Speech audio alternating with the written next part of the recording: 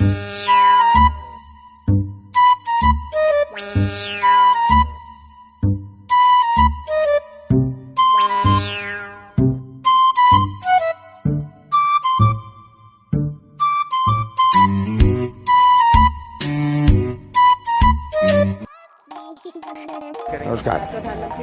स्वागत है।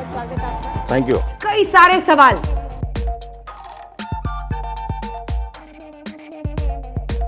और एक पत्रकार के तौर पर मन पर सवाल तो कभी मन में खत्म होते नहीं हैं, लेकिन हर सवाल हम दागते गए और बिना हिचकिचाहट, बिना कोई संकोच सीधा सवाल किया, हर मुद्दे पर किया, चाहे वो साध्वी प्रज्ञा से जुड़ा हुआ सवाल था, चाहे वो किस तरह से प्रधानमंत्री आज की राजनीति को और देश की दशा दिशा को आगे ले जाना चाहते हैं। इन तमाम सवालों पर हमने सीधा प्रधानमंत्री से सवाल दागा और बहुत ही सहजता के साथ, मतलब एक लम्हे को भी ऐसा नहीं लगा कि किसी तरह का संकोच सवाल पूछने में करने की जरूरत है, क्योंकि हर सवाल को वो बहुत ही ध्यान से सुन रहे थे।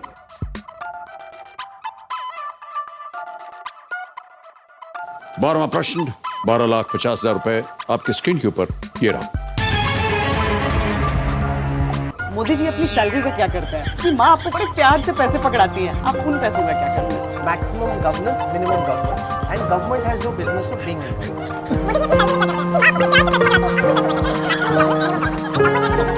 बोलते बोलते ही जैसे वो उन्होंने सोच रखा था, ऐसे हर विषय पर। और तो आप लोगों ने बयान दिया कि नाथूराम गोडसे पहले आतंकवादी थे।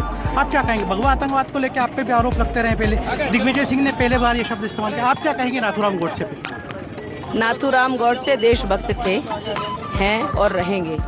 ऐसा बोलने उनको आतंकवादी कहने वाले लोग स्वयं के गिरेबान में झांक के देखें। अब की चुनाव में ऐसे लोगों को जवाब दे दिया जाएगा। का स्वागत करेंगे या पार्टी से बाहर का रास्ता दिखाएंगे, उनके बयानों की वजह से जो विवाद था।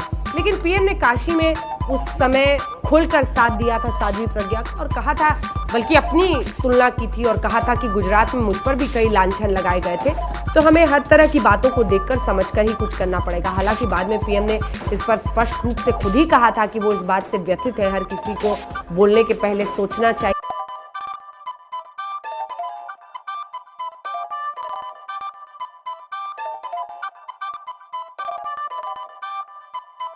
कोर्ट ने भी, ये लोग गए, कोर्ट ने भी कह दिया वो चुनाव लड़ सकती है और वो एक सिंबल है।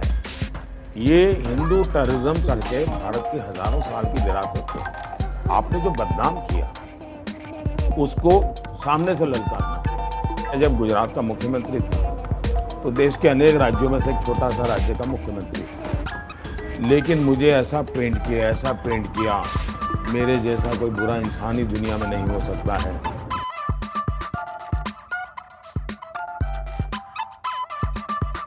एक और बात अरविंद केजरीवाल की आप सबको समझनी चाहिए, और वो ये कि अरविंद केजरीवाल इस बात को बहुत अच्छी तरह से समझ गए हैं कि भारत के लोगों की याददाश्त बहुत कमज़ोर होती है। लोगों को कुछ दिनों के बाद कुछ याद नहीं रहता। भारत के लोगों की याददाश्त बहुत कमज़ोर होती है। लोगों को कुछ दिनों के बाद कुछ याद नहीं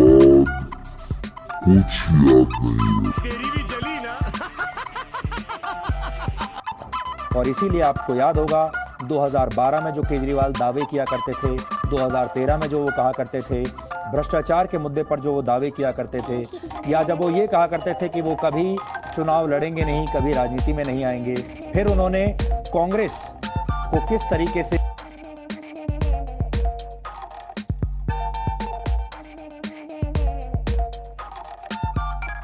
The Republic Network's relentless investigation has forced open the Disha case 63 days after her death. Only I don't trust the Mumbai police, and hence I don't know where it will go. But tonight, 4 sting operations prove that the Mumbai police has completely botched up the probe. Here is the full investigative report, and then we will debate.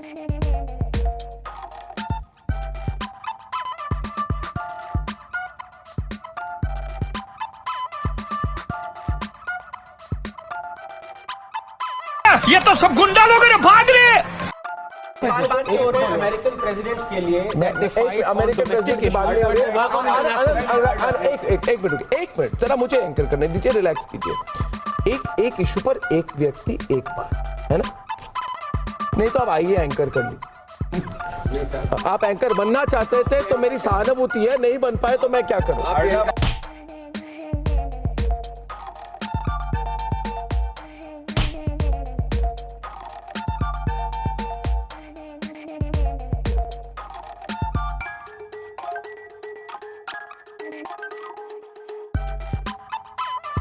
My life is under threat. I am not being allowed to speak to my lawyers.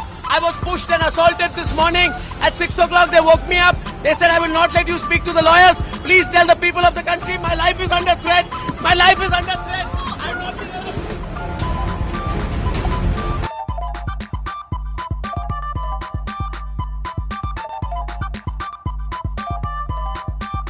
हो चुकी है।